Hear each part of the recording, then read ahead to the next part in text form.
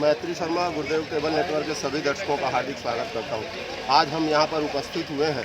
मतदान के दिन विधानसभा चुनाव है छत्तीसगढ़ का, और मतदान करने के लिए यहां पर बड़ी संख्या में लोग अपने मताधिकार का प्रयोग करने के लिए उपस्थित हुए हैं। हमारे साथ देवेंद्र जैन खड़े हुए हैं। देवेंद्र जी, क्या कहेंगे, कैसा वातावरण देख रहे हैं, किसके पक्ष में वातावरण देख रहे हैं, और मतदान के संदर्भ में आप जनता जनार्दन से क्या अपील करना चाहेंगे? सर जी, मैं ये बोलना चाहता हूँ कि मतदान तो बहुत अच्छे से चल रहा है, लेकिन पक्षधार किसी का नहीं रख सकता, क्योंकि मतदाता ही जानता है वो मतदान किसको दे रहा है। और बहुत अच्छे से चल रहा है मतदान पूरे सिमगा में और पूरे छत्तीसगढ़ में बहुत जोरदार चल रहा है। हमारे यहाँ तो सुबह से भीड़ लगी हुई है, देख सकते हैं आप। जैसा कि जी, धन्यवाद। हमारे साथ आशुतोष शर्मा जी खड़े हैं। आशुतोष जी, क्या कहेंगे, कैसा चल रहा है मतदान की प्रक्रिया, कैसे चल रही है, किसके पक्ष में वातावरण देखते हैं, और आप जनता जनार्दन से क्या अपील करना चाहेंगे? क्योंकि मैं अभी मेरी ट्रेनिंग लगी हुई है और बहुत अच्छा मतदान का जो रेशो है बहुत अच्छा लग रहा है। सभी महिला एवं पुरुष जिस रूप में आ रहे हैं यहाँ, साथ में युवा वर्ग भी बहुत उत्साहित है मतदान करने में। बहुत अच्छी स्थिति है। सवेरे से ही स्थिति कमोबेश देखने को नहीं मिलती, लेकिन यहाँ बहुत अच्छी स्थिति है और लगता है पूरे छत्तीसगढ़ में बहुत अच्छी स्थिति है। मतदाता जो हैं लगातार अपने मताधिकार का प्रयोग करने के लिए आ रहे हैं, और छत्तीसगढ़ में ऐसा लगता है द्वितीय चरण में जिस रूप में मतदान हो रहा है बहुत अच्छा इसका प्रतिशत रहेगा। हमारे साथ न केवल यहाँ पर युवाओं का उत्साह दिख रहा है, अपितु वरिष्ठ जनों का भी उत्साह पूरी तरह से दिख रहा है। हमारे साथ श्री रामजी तिवारी जी खड़े हैं। पेशे से शिक्षक रहे हैं, सेवानिवृत्त शिक्षक रहे हैं, प्राचार्य रहे हैं। क्या कहेंगे सर आप मतदान के संदर्भ में? मतदान बड़ा शांतिपूर्ण हो रहा है और यहाँ भाजपा का ज़्यादा जोर है। श्री परशुराम शर्मा जी खड़े हैं, आदर्श स्कूल के आदर्श शिक्षक रहे हैं। आप क्या कहना चाहेंगे, क्या संदेश देना चाहेंगे? बस शांतिपूर्वक चुनाव निपट जाए, यही मेरा देश समाज के प्रति संदेश है। बहुत धन्यवाद। आपने देखा कि किस प्रकार से उत्साह बना हुआ है। हमारे साथ श्री सौरभ श्रीवास्तव और सूरज पुनप्पन जी खड़े हुए हैं। न केवल बुजुर्गों में, महिलाओं में, अभी तो युवाओं में भी अभूतपूर्व उत्साह देखने को मिल रहा है। कैसा देखते हैं मतदान को, और किस तरह से आप जनता जनार्दन को संदेश देना चाहेंगे, और उसके अलावा किसके पक्ष में आप वातावरण? तक तो वातावरण का पता नहीं, लेकिन हम तो अपने दोस्त को सपोर्ट करेंगे, जितेंद्र बंजारे, जो कि फल छाप में खड़े हुए हैं। तो हम उसके दोस्त हैं, बचपन में हमारे साथ बिताया है काफ़ी समय, और हम खुश हैं कि वो अभी उनको विधायक का टिकट मिला है। उनका फ्यूचर ब्राइट नज़र आ रहा है, तो आशा करते हैं कि आगे अच्छा करें। क्या कहेंगे सूरज? मैं तो वोट देके ही बहुत खुश हूँ कि मेरे को मौका मिला, और अभी जो भी जीते अच्छे काम करें। किसी प्रकार की विचारधारा से आप लोग प्रभावित नहीं है, केवल आपने व्यक्ति विशेष को ध्यान में रखकर वोटिंग की? व्यक्ति विशेष क्या है, जो जिसके बारे में हम पता है, हम सोचते हैं कि वो हमारे लिए अच्छा करेगा। तो यहाँ पर पूर्व विधायक रहे हैं, लगभग 6 बार उन्होंने विधानसभा का चुनाव लड़ा है। क्या उनके बारे में आपको विशेष जानकारी नहीं? नहीं, मुझे उसके बारे में विशेष जानकारी नहीं। आप तो यहाँ के प्रतिष्ठित युवकों में से जाने जाते हैं, और ये जानकारी का अभाव क्यों है आपको? व्यक्ति विशेष के लिए अगर कुछ स्पेशल किया होगा तो नहीं पता, लेकिन हमारे लिए तो कुछ नहीं, और हम चाहते हैं कि हमारा दोस्त जीते, इसलिए हम उसका सपोर्ट करें। एक विधायक से आप क्या अपेक्षा रखते हैं? कम से कम रोजगार को बढ़ावा दें, रोजगार के अवसर पैदा करें। किस प्रकार से? किसी भी प्रकार से, गवर्नमेंट सेक्टर में, प्राइवेट सेक्टर में, संविदा भर्ती, कोई भी तरीका से। क्या आपको लगता है कि विधायक के कार्य क्षेत्र में है? कुछ तो रहता होगा। चलिए, ठीक है। और आपने देखा कि स्थानीय अपने मित्र को यहाँ पर उन्होंने बढ़ावा दिया है। निश्चित रूप से यहाँ पर विचारधारा इनके लिए महत्वपूर्ण नहीं रही, लेकिन बिल्कुल अपने मताधिकार के प्रयोग से वो वंचित नहीं रहे, और निश्चित रूप से अपने विवेक के अनुसार बिना किसी प्रलोभन में आए उन्होंने अपने मताधिकार का प्रयोग किया। Thank you. देख सकते हैं सुबह से मताधिकार के प्रयोग के लिए यहाँ पर मतदान के लिए जितने लोग उपस्थित हुए हैं, उनका उत्साह देखते ही बनता है। जहाँ एक और महिलाओं की कतार है, वहीं दूसरी ओर पुरुषों में भी आपको अभूतपूर्व उत्साह देखने को मिल रहा है। हम चलते हैं मुश्ताक भैया की ओर। मुश्ताक भैया, क्या कहना चाहेंगे, कैसा देखते हैं आप वातावरण को? ठीक है, अभी क्या हालात को देखते हुए कंडीशन ठीक है, चल रहा है बढ़िया। सब अपने अपने नागरिक अपने अपने हिसाब से अपने मतों का प्रयोग कर रहे हैं। इसमें कोई चीज़ का कोई वो नहीं चल रहा है, भेदभाव दबाव वगैरह कुछ नहीं है, सब अपने हिसाब से। क्या कहेंगे आप? सब बढ़िया है सर। क्या नाम लिखते हैं? जितेंद्र देवांगन। देवांगन जी, क्या कहेंगे, कैसा वातावरण देखते हैं? किन विचारधाराओं से आप प्रभावित हैं, किन उद्देश्यों को लेकर आप मतदान के लिए उपस्थित हुए? अब वही है कि तरक्की हो, अपने विधानसभा का भी तरक्की हो और छत्तीसगढ़ का भी तरक्की हो, उसी के हिसाब से मतदान करेंगे अपना। बहुत धन्यवाद। हम चलते हैं महिलाओं की ओर। क्या कहना चाहेंगी आप, कैसा लग रहा है आपको? अच्छा लगा कि बाबू। और कौन सा उद्देश्य को लेकर आप यहाँ पर उपस्थित हुई हैं? अच्छे उद्देश्य लेकर आए हैं। चलिए ठीक है, क्या कहना चाहेंगी आप? और क्या कहेंगे भैया, वोट डालने के लिए आए हैं। जनता को क्या संदेश देंगी कि किस उद्देश्य को लेकर, किस विचारधारा को लेकर आप यहाँ पर उपस्थित हुए? हमारा लागा बोड़ी जो है वो उधार करेंगे, छूटेंगे, इसे करके हम लोग आए हैं। चलिए ठीक है, कर्ज माफ़ी की ओर आप जा रही हैं। हाँ। ठीक। जहाँ पर एक और कर्ज माफ़ी की आप चर्चा करेंगे, भाजपा ने 1,000 रुपये हर महिला को देने की घोषणा की है, क्या उससे, उस विचारधारा से कोई प्रभाव पड़ा होगा? नहीं, हम उसको नहीं देंगे, जिन हमारा पूरा माफ़ करेगा उसको देंगे। चलिए ठीक है, क्या कहेंगी आप? इंदिरावास वाला बचे, हमारा वाला बचा। चलिए ठीक, चला। हमारे साथ सिमगा की वरिष्ठ नेत्री श्रीमती शर्मा बैठी हुई हैं। क्या कहेंगी श्रीमती शर्मा? बस जो सरकार साथ देंगे उसी को वोट देंगे। तो क्या किसी विचारधारा से आप प्रभावित नहीं हैं? आपका उद्देश्य क्या है? उद्देश्य ये है कि जो हर नागरिक का जो साथ देंगे उसी का वोट होगा। आप क्या कहेंगी? अब हम अपना कर्तव्य निभाएंगे, देंगे वोट सरकार को। जी, आपकी ओर चलते हैं। देवांगन साहब, क्या जनता जनार्दन को क्या संदेश देंगे? मैं कुछ नहीं सब जैन भाई, सब अपना मतदान करें। क्या कहेंगे प्यारे भाई? सभी को वोट देना चाहिए, मतदान करना जो मताधिकार है आपका, सबको मतदान देना चाहिए। किसके पक्ष में वातावरण देखते हैं?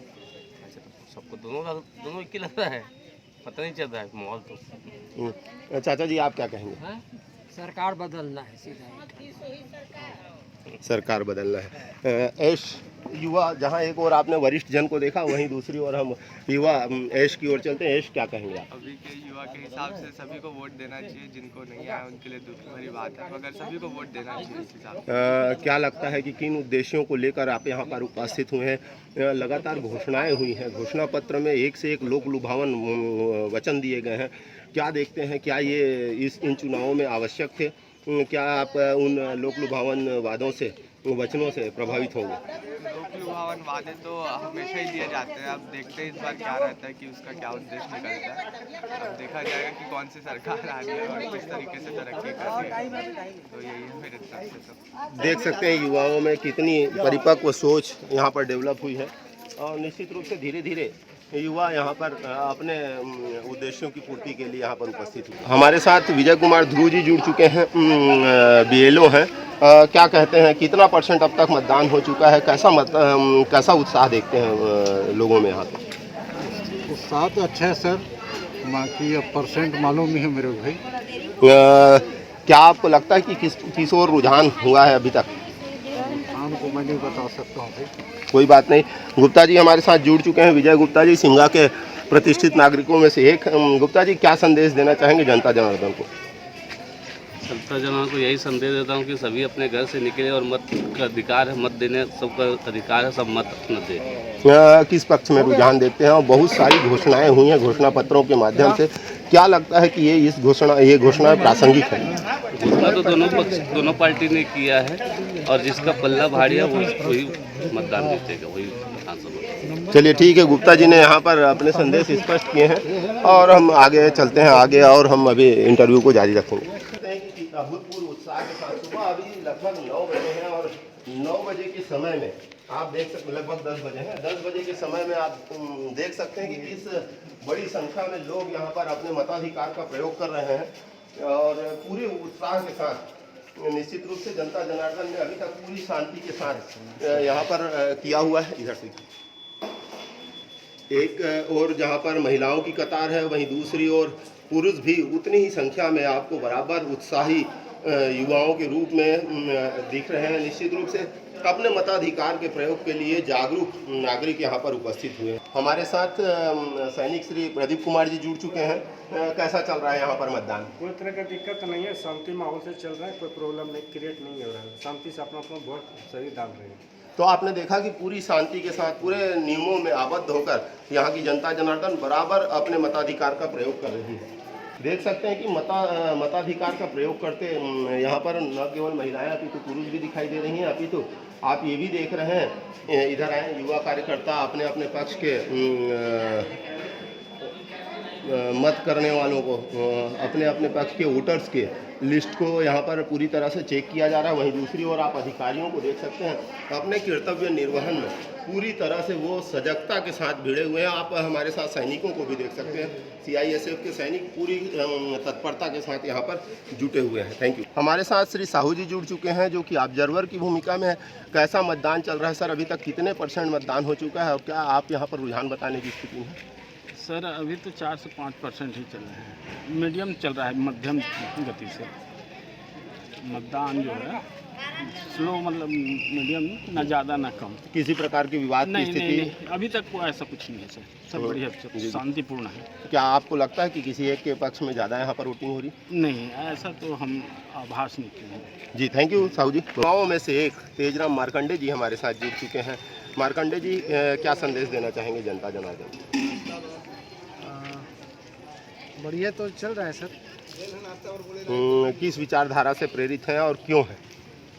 अब मैं तो किसान से संबंधित हूँ सर विचारधारा में, और बढ़िया ही चल रहा है सर। चलिए ठीक है। क्या नाम लिखते हैं? प्रीतम मार्कंडे। प्रीतम मार्कंडे जी, क्या कहना चाहेंगे, क्या संदेश देना चाहेंगे जनता जनार्दन को?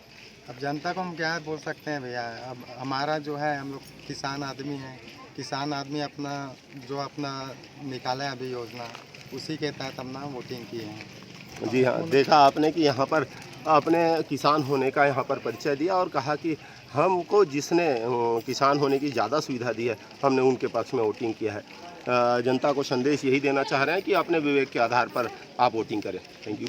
पहले नेवी में कार्यरत रहे श्री सिन्हा जी हमारे साथ जुड़ चुके हैं और श्री सिन्हा सर से जानना चाहेंगे क्योंकि आप यहाँ पर मतदान करने उपस्थित हुए हैं। पहले तो आपका स्वागत। दूसरी ओर ये पूछना चाहेंगे कि किन विचारधाराओं से, किन उद्देश्यों को लेकर यहाँ पर उपस्थित हुए हैं और जनता जनार्दन को आपका क्या संदेश जाएगा?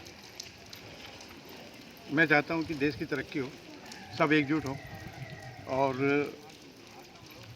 देश के हित में जो काम करेगा हम उसके साथ हैं। जी, तो क्या आपको लगता है कि देश के संदर्भ में अभी वर्तमान जो शासन प्रशासन है, स्थानीय स्तर पर जो शासन है और केंद्रीय स्तर पर जो शासन है, उनमें से कौन बेहतर कर रहा है?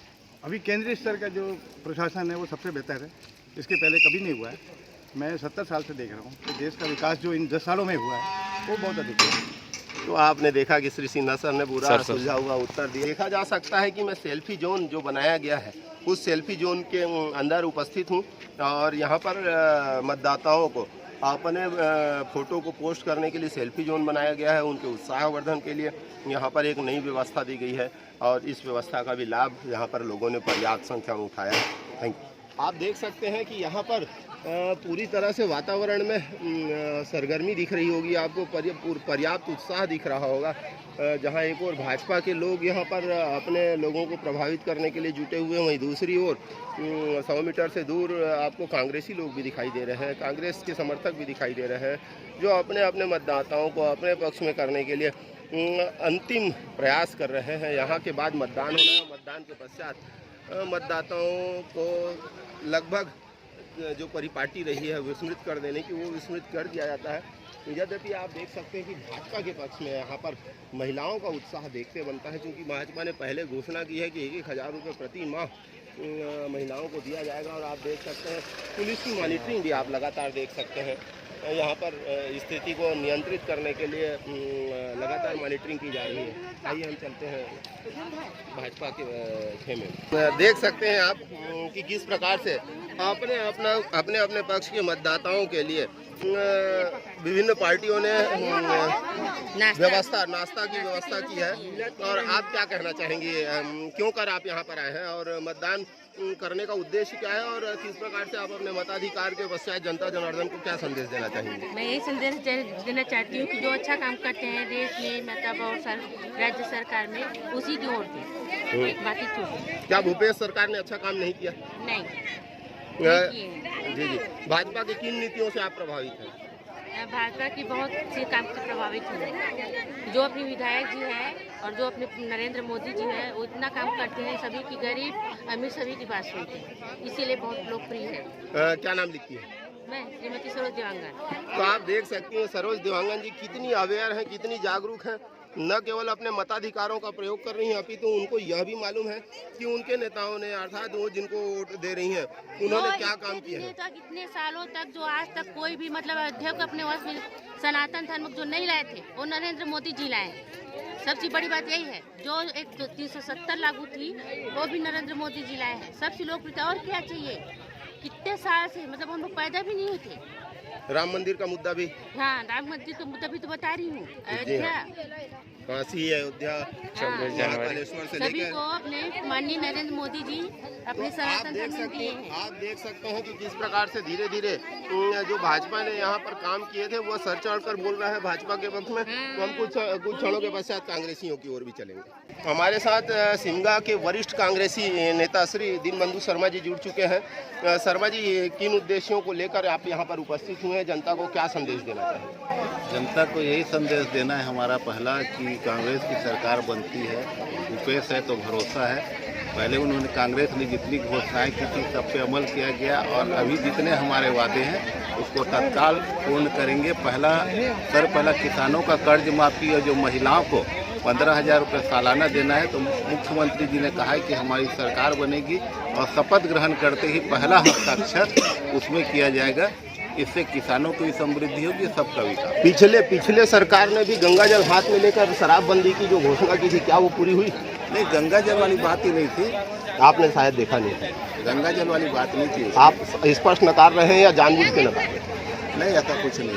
अभी आपने जो एक और घोषणा की है 15,000 की, क्या इसे नकल माना जाए भाजपा का?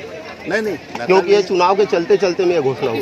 नहीं, ये इसके पहले भी राजीव गांधी न्याय योजना के तहत यहाँ 7,000 रुपये भूमिहीन कृषि मजदूरों को भाजपा का आरोप रहा है कि आपने पिछली बार 500 की जो घोषणा की थी वो अभी तक अप्राप्त है। शराबबंदी की घोषणा बिल्कुल निर्मूल सिद्ध हुई, बल्कि ये भाजपा का आरोप रहा है कि आपने घर घर शराब बिकवाना शुरू कर दिया। शराबबंदी तो दूर की बात है। नहीं, शराबबंदी में धीरे धीरे कटौती की जा रही है और कई क्षेत्रों में जैसे पहले हर जगह था उसको कम किया गया है और चल रहा है। और शासन की तरफ से शराब बिक्री का कार्य तो पूर्व मुख्यमंत्री रमन सिंह जी द्वारा ही शुरू करवाया गया था। कि आपके कार्यकाल में 2,000 करोड़ रुपए का घोटाला ईडी ने पकड़ा है, क्या कहना चाहेंगे? वो तो ईडी सिर्फ केंद्र सरकार के इशारों पे काम कर रहा है। पिछली बार आपकी सरकार थी, आपने भी इसी तरह ईडी का दुरुपयोग किया था, ये आप मानते हैं? नहीं, ऐसा कुछ नहीं हुआ है। और अभी जो ईडी कार्रवाई जब भाजपा विपक्ष में थी, सीबीआई को सरकार का तोता बोलती थी और आप लोग उसका खंडन करते थे, आज उसी राग को आप अलाप रहे हैं, क्या कारण? नहीं, कारण कुछ नहीं। पहले क्या बिल्कुल सही ढंग से जांच की जाती थी। अब आज जो बड़े बड़े घोटाले हुए जो 15 साल के शासनकाल में, उसमें किसी पे भी ईडी कार्रवाई नहीं कर रही है। ये आपने जब मुख्यमंत्री मोदी थे तब आपने मुख्यमंत्री को ईडी के माध्यम से घेरने का प्रयास किया था। वो न केवल क्लीन चिट पाकर उभरे, अपितु उन्होंने देश का प्रधानमंत्री बनाकर देश का मान रोशन किया, ऐसा भाजपा का कहना है, क्या कहेंगे? अब भाजपा वाले हैं वो तो कहेंगे भाई, हम भी कहेंगे हमारे प्रधानमंत्री ने अच्छा काम किया है, वो कहेंगे, तो सब पार्टी से जुड़े हुए। आज के लिए आप मतदाताओं को क्या संदेश दें? हमारा संदेश यही है कि भूपेश है तो भरोसा है और फिर से कांग्रेस सरकार भरोसा पर। और अभी आपने एक नए चेहरे पर दांव खेला है, कितना क्षमतावान मानते हैं? इनकी क्षमता कैसे आपने निर्धारित की कि ये क्षमतावान है? इनको टिकट देने के बाद कांग्रेस ने साबित कर दिया है कि कांग्रेस में सिर्फ पूंजीपतियों को ही नहीं, कार्यकर्ताओं को भी टिकट दिया जाता है, और कार्यकर्ता को टिकट देके कार्यकर्ताओं का उत्साह बढ़ाया गया है कि हर कार्यकर्ता को अधिकार है टिकट लेने का, और उसको कांग्रेस पार्टी टिकट दे। बहुत धन्यवाद शर्मा जी, आपने देखना बिल्कुल बेबाकी से यहाँ पर शर्मा जी ने हमारे ज्वलंत प्रश्नों के उत्तर दिए। हमारे साथ श्री साहू जी जुड़ चुके हैं। साहू जी, क्या संदेश देना चाहेंगे जनता जनार्दन को? जय कांग्रेस, विजय कांग्रेस, भूपेश है तो भरोसा है। चलिए, ये नारे से ही काम चला गया। हमारे साथ श्री राहुल शर्मा जी जुड़े हुए हैं, शिमला के युवा पार्षद रहे हैं और अभी भी सक्रिय राजनीति में पूरी तरह से सक्रिय हैं। क्या कहना चाहेंगे राहुल शर्मा जी? माहौल देखते हुए ऐसा लग रहा है कि भूपेश सरकार के पक्ष में वोट पड़ रही है और मतदाता आज जागरूक हो चुके हैं। सब अपने घरों से निकल के अपने सुविधा से आके कांग्रेस के पक्ष में वोट डालने के लिए उत्साहित दिख रहे हैं। कद्दावर नेता, भाजपा के कद्दावर विधायक के सामने आपने एक बिल्कुल नए नवेले चेहरे को उतारा है, क्या कारण रहा? नहीं, इसका देखिए, कांग्रेस पार्टी जो है ना भैया, वो जमीनी स्तर के नेताओं को अपने हिसाब से चुन लेती है। माने कहने का मतलब यह है कि हमारे पार्टी में ऐसा है कि जो जमीन से जुड़ा हुआ कार्यकर्ता है सबको अवसर मिलना चाहिए। ऐसा नहीं कि 35 साल से किसी भी एक व्यक्ति, जैसे बीजेपी है, बीजेपी बोलती है कि परिवारवाद नहीं करते। परिवारवाद यहाँ छत्तीसगढ़ में भी दिखा है, कई जगहों पे कोई भांजा लड़ रहा है, कहीं पे कोई भांजी लड़ रही है। रमन सिंह जी, आपके यहाँ तो परिवारवाद ने अध्यक्ष के पद को लगभग 60 साल तक सुशोभित किया, क्या कहेंगे? भाजपा का ये आरोप हमेशा रहा है। राहुल गांधी में ऐसी क्या विशेषता देखते हैं कि वो 4 बार अध्यक्ष बने? राहुल गांधी के बाद अभी आपने जो उधारी का वो सरनेम चुराया, रेहान वाड्रा गांधी, ये कौन सी मतलब परिपाटी के लिए आपने यहाँ पर उपयुक्त मानते हैं? देखिए, आपका जो प्रश्न है, आप पत्रकार के अगर आप नहीं, मैं अगर यहाँ पर भाजपा का कोई और नेता नहीं है तो मेरे को आपका ये प्रश्न करना बनता है। आप मेरे को मेरी पत्रकारिता ना सिखाएं। सुनिए ना, क्या कांग्रेस पार्टी में आप जैसे बता रहे हैं 60 वर्षों से, क्या एक ही राष्ट्रीय अध्यक्ष रहे हैं? 4 से 5 राष्ट्रीय अध्यक्ष एक परिवार से। आपने परिवारवाद की जो बात कही है तो उसमें से 4 से 5 अध्यक्ष एक ही परिवार से है। एक परिवार से नहीं भैया, हमारे कांग्रेस पार्टी में राष्ट्रीय अध्यक्ष अभी तक 13 लोग बन चुके हैं। 13 से 14। आपको कांग्रेस का अर्थ मालूम है? देखिए, अब आप एकदम ऐसा नहीं, अभी आपने कहा कि आपको इतिहास की जानकारी बता दूं मैं आपके साथ ना। देखिए, बहस आप बोलेंगे तो मैं आप पर पत्रकारिता के हिसाब से बहस करूंगा, लेकिन आप एकदम से यदि आप बोलेंगे कि आप एक बीजेपी के कार्यकर्ता बन के अगर सवाल करेंगे तो नहीं कर पाएंगे। नहीं, मैं पत्रकार बन के आपसे ये पूछ रहा हूँ कि आपने परिवारवाद का आरोप लगाया भाजपा के ऊपर। भाजपा का कौन सा ऐसा प्रधानमंत्री है जिसने अपने परिवार के किसी सदस्य को आगे बढ़ाया? कौन सा मुख्यमंत्री ऐसा है? मुख्यमंत्री ऐसा कौन मुख्यमंत्री है जिसने अपने बच्चे को मंत्री का पद दिया? भैया, अब आप बोलिएगा कि मंत्री ये तो पत्रकार के सवाल हुए क्या?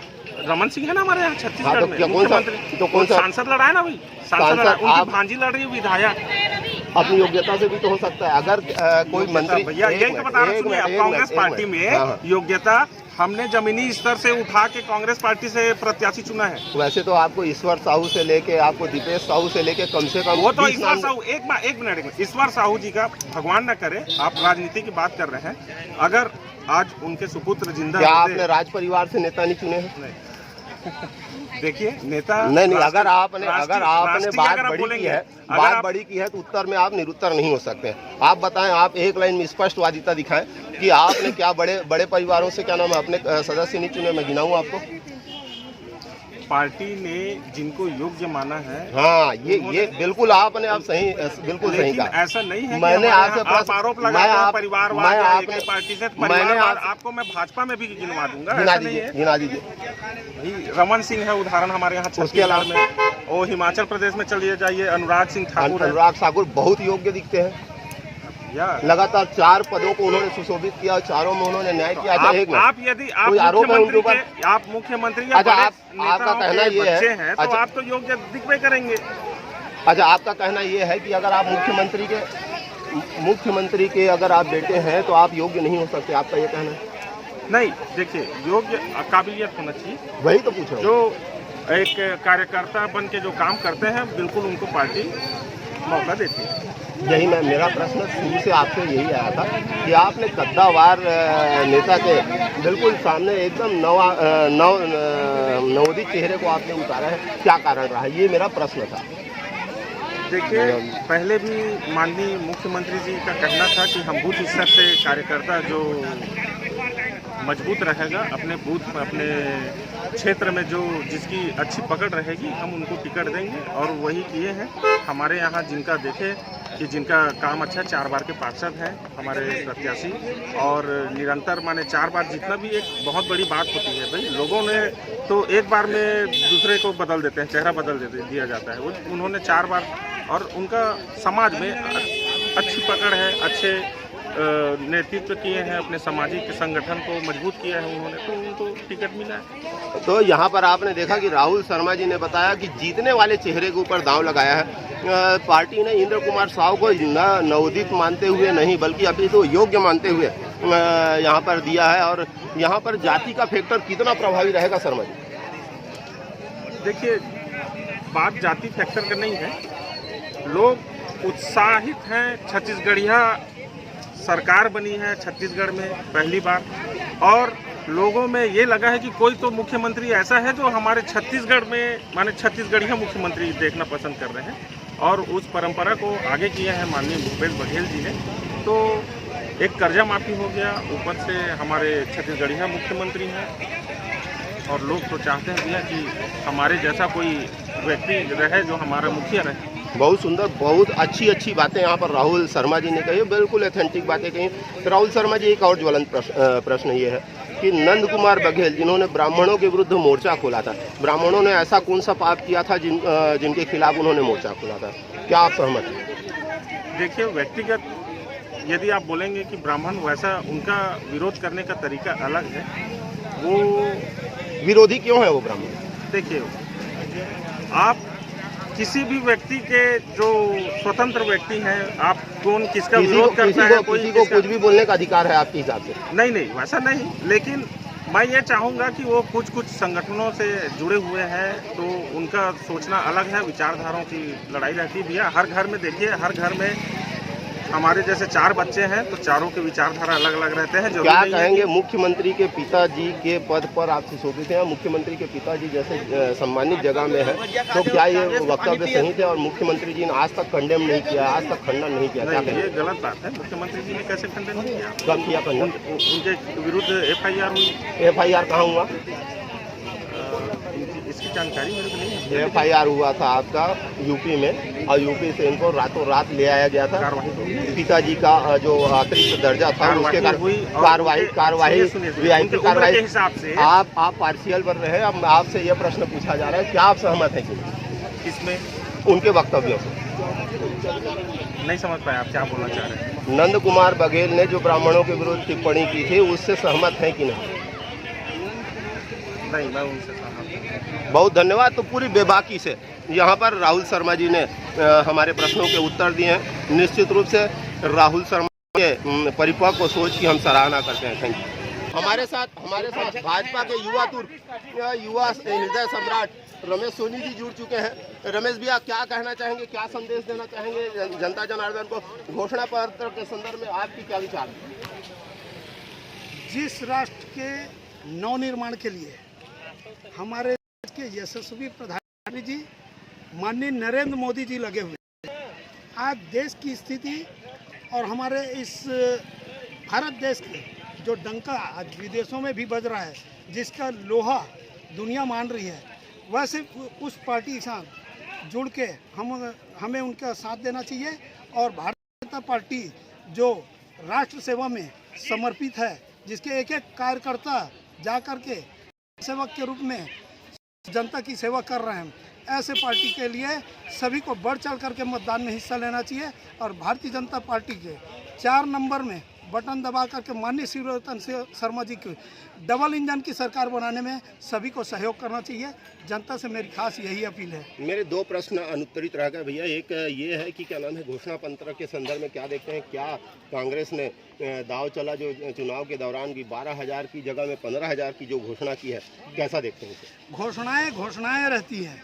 हमें मालूम है अच्छी तरह कि भूपेश बघेल जैसे मुख्यमंत्री हाथ में गंगा जल ले करके भी कसम खा करके पूर्ण नशाबंदी की बात करने वाले आज अपने वादे से मुकर चुके हैं। इनकी जनता ऐसा करेगी नहीं। भारतीय जनता पार्टी मोदी की गारंटी है। आज मोदी की गारंटी विश्व में गारंटी है, इसलिए पूर्ण रूप से वादा पूरा होने की गारंटी अगर है तो मोदी की गारंटी है। बहुत सुंदर है। और इसके अलावा एक प्रश्न मेरा ये है कि कद्दावर नेता के सामने में बिल्कुल नवोदित चेहरे पर दांव खेला है, क्या ये जाति का कार्ड खेला गया है? देखिए, हमारे छत्तीसगढ़ की जनता कभी भी जातिवाद के ऊपर विश्वास नहीं करती है। छत्तीसगढ़ की जनता की सोच विकास पर सोच रहती है और विकास पुरुष के रूप में माननीय शिवरतन शर्मा जी आज 30 साल से इस क्षेत्र की सेवा कर रहे हैं और बच्चे से और एक एक क्षेत्र की जनता से परिचित है। इसलिए नए चेहरे पर दांव खेलें या पुराने पर, इनकी फितरत है वादा करके भूल जाना। इसलिए भारतीय जनता पार्टी की सरकार बनेगी निश्चित है और भारतीय जनता पार्टी के माननीय शिवरतन शर्मा जी प्रचंड वोटों से विजय हासिल करेंगे, ये तय है। देख सकते हैं कि कितनी बेबाकी से, कितनी निडरता से, कितनी निर्भीकता से, कितने तथ्यात्मक ढंग से यहाँ पर श्री सोनी जी ने अपने उद्गार व्यक्त किए हैं। पूरी तरह से तथ्यपरक ये उद्गार रहे हैं। निश्चित रूप से इन्होंने जो भाजपा के संदर्भ में विचार किए हैं, इनके लिए इनको हमारे साथ भाजपा के कर्मठ कार्यकर्ता, बल्कि सिंगा के पूरी तरह से कमान को संभालने वाले, पूरे चुनाव प्रचार की कमान अपने हाथ पर लेने वाले श्री धीरज जैन जी जुड़े दिख रहे हैं। अभी तक स्नान ध्यान उन्होंने किया नहीं है। आप देख सकते हैं उनकी व्यस्तता को। धीरज जी, कैसा देखते हैं चुनाव को और कहाँ पाते हैं भाजपा की स्थिति, क्या देखते हैं? भाजपा की स्थिति तो पूरे प्रदेश में इतनी मजबूत हो चुकी है, जिसका हताशा का परिणाम आपको लगातार दिख रहा है कि भूपेश बघेल जी घोषणा पत्र जारी करने के पहले और घोषणा पत्र जारी करने के बाद घोषणाएं कर रहे हैं, मतलब उनकी हताशा भी इसमें झलक रही है। और रही बात, पिछली समय कुछ गलतियां थी, जिस समय उसकी भरपाई की गई और जनता को भी उसका विश्वास वापस पुनः जीता गया और प्रदेश में 101% कन्फर्म बोल रहा हूँ कि भाजपा की सरकार बन रही है। कितने सीट का अनुमान है? जैसा अभी मैं दिवाकर मिश्रा जी से मिलकर आ रहा था, जिनके साथ हमारी गर्मा गर्म बहस हुई, उसमें उन्होंने कहा कि वो 75 सीट जीतेंगे। आप क्या कहेंगे? 75 सीट का खैर इतनी बड़ी दावा मैं भी नहीं करूँगा, क्योंकि हम पहले फाइट में नहीं थे। ये लोगों का आंकलन था, LIB का आंकलन था। आज हम फाइट में हैं और हम 45 से 50 सीट के बीच में आ रहे हैं। प्रासंगिक चर्चा की है आपने, लगभग आपने दीवा स्वप्न नहीं देखा, अर्थात आपने यथार्थ चित्रण किया है। भाटापारा विधानसभा क्षेत्र में साहू इंद्र साहू को खड़कर साहू वोटों को साधने की जो चेष्टा की है, कहाँ तक सफलता मिली है? भाटापारा विधानसभा में इसके पहले भी जयराम जी साहू प्रत्याशी रहे हैं। कभी भी यहाँ पे जातिवाद का प्राथमिकता नहीं दी है। यहाँ के मतदाता बहुत जागरूक और समझदार लोग हैं। इन्होंने विकास को सुना है। आज उसका परिणाम है कि शिवरतन शर्मा जी लगातार 2 बार विधायक रहे हैं और तीसरी हैट्रिक बनाने जा रहे हैं। और उनको हर समाज का, विशेष रूप से बता रहा हूँ कि साहू समाज का विशेष रूप से उनको बहुत बड़ा आशीर्वाद मिला हुआ है और हर वर्ग, हर समाज उनको बहुत पसंद करता है। वो एक ऐसा व्यक्तित्व का धनी है जिसको आज किसी पहचान के मोहताज नहीं है। किसी गांव में जाता है तो छोटा बच्चा भी पहचान जाता है कि शिवरतन शर्मा है कहे। कांग्रेस के प्रत्याशी को उनके खुद के कार्यकर्ता नहीं पहचान पाते कि ये इंद्र साहू जी है कहे। इंद्र साहू की क्षमता का आपने यहाँ पर की पहचान का संकट जो बताया है, इसके अलावा किन मुद्दों पर भाजपा ने चुनाव लड़ा और किन मुद्दों में जनता का समर्थन अगाध रूप से मिला? भाजपा को सबसे बड़ा जो महतारी वंदन योजना, इसमें महिलाओं ने भरपूर सहयोग दे रहा है और समर्थन। आज मतदान केंद्र में आप देखिए कि महिलाओं की सबसे बड़ी संख्या आज सुबह से लाइन में लगी हुई है, क्योंकि मोदी गारंटी है 12,000 रुपये सालाना।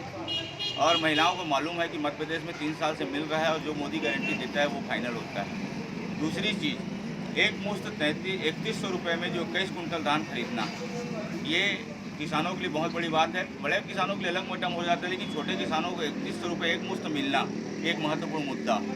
दूसरा सबसे महत्वपूर्ण मुद्दा जो चुनाव कर रहा कि जो 2 साल का बोनस न देना रमन सिंह के कार्यकाल की नाकामी का कारण कहा गया और जिसके चलते पिछली बार हमने सरकार से हाथ धोया, वो 2 साल का बोनस चुनाव के 22 दिन के अंदर 25 दिसंबर माननीय अटल बिहारी वाजपेयी जी जो छत्तीसगढ़ राज्य निर्माता है उनके जन्म दिवस पर जो डालने की एकमुश्त घोषणा की गई है, इसका बहुत बड़ा लाभ सीधे डायरेक्ट भाजपा के और किसानों को उसको दोनों को मिल रहा है। क्या आपने इन योजनाओं को जनता जनार्दन तक, जन विशेष तक पहुंचाने में सफलता प्राप्त की है? हमारा एक एक कार्यकर्ता एक एक गांव में, एक एक पोलिंग बूथ में, एक एक घर में जाके और ख़ास तौर से महिलाओं की टीम, लड़कियों की टीम, किसानों की टीम और युवा कार्यकर्ताओं की टीम पूरे एक एक द्वार द्वार पहुँच के सभी योजनाओं को, घोषणा पत्र को, जो संकल्प पत्र है हमारा, उसको सबको पहुँचाने और बताने का काम किया है। तो आप देख सकते हैं कि कितना सुलझा हुआ उत्तर यहाँ पर जैन साहब ने दिया। निश्चित रूप से अगर ये सफल रहे हैं और जैसा इन्होंने बताया तो यहाँ पर क्या आपको लगता है कि आसान जीत शिवरतन शर्मा जी की होने जा रही है? जीत तो बहुत बड़े अंतर से होगी। जीत का अंतर अभी लोगों को ऐसा लग रहा है, कुछ लोग आंकलन बताते हैं, मैं ज़्यादा बड़ी बात नहीं करूँगा। जीत का अंतर पिछले चुनाव से ज़्यादा का रहेगा। एक प्रश्न कौतूहल जगाने वाला है। पिछली बार जयतराम साहू जी ने लंबा चौड़ा वोट काटा था और लगभग 45 से 47 हज़ार वोट उनको मिले थे। तो क्या इन वोटों का रुझान शिवरतन शर्मा की ओर हो रहेगा कि ये वोट निर्णायक रहेंगे शिवरतन शर्मा जी को चुनाव में पराजित करने या विजयी बनाने? जयतराम जी ने जो वोट बांटा था, लोगों को लग रहा है कि उन्होंने कांग्रेस का वोट काटा, जबकि मैं आपको बता दूं कि उन्होंने 60% सुपर वोट भाजपा का काटा था। हमारे भाजपा के जो प्रमुख गढ़ गांव रहे हैं, हम लोग उस गांव में कई जगह माइनस की स्थिति में इसलिए आए तो वहाँ पे जयतराम जी भारी पड़ गए थे। मैं नहीं बोलता कि उन्होंने नहीं किया, लेकिन आज की डेट में जयतराम जी जो 75% 60% वोट जो हमारा काटे थे, वो वोट हमारे वापस आएंगे। एक और ज्वलंत प्रश्न ये है कि कुछ फुलचाप कांग्रेसियों की आप सहायता मिली है कि नहीं इस चुनाव में? शिवरतन शर्मा जी, मैंने आपको बताया कि ऐसे व्यक्तित्व के धनी हैं, उनके साथ हर समाज, हर वर्ग, हर पार्टी जुड़ी रहती है। तो उनके लिए कौन क्या कर रहा है ये मैं नहीं बोल सकता। शिवरतन शर्मा सभी के दिलों में राज करते हैं, इसलिए उनके साथ जुड़ना कोई फुलचाप कांग्रेसी नहीं होता है। जिनको लगता है कि प्रत्याशी और विकास पसंद है, वो शिवरतन शर्मा जी के साथ और भाजपा के साथ जुड़ा हुआ है। तो आपने देखा कि कितना सुलझा हुआ यहाँ पर उत्तर प्रस्तुत किया है। निश्चित रूप से ये मैच्योरिटी, ये परिपक्वता जैन साहब में साल दर साल बढ़ते चले जाएगी और पिछले कुछ सालों में बहुत परिपक्व नेता बनकर उभरे हैं। आने वाले सालों में हो सकता है कि सिमगा का प्रतिनिधित्व नगर पंचायत क्षेत्र में भी करते दिखें। हमारी शुभकामनाएं। हम साधुवाद, आपको बहुत धन्यवाद।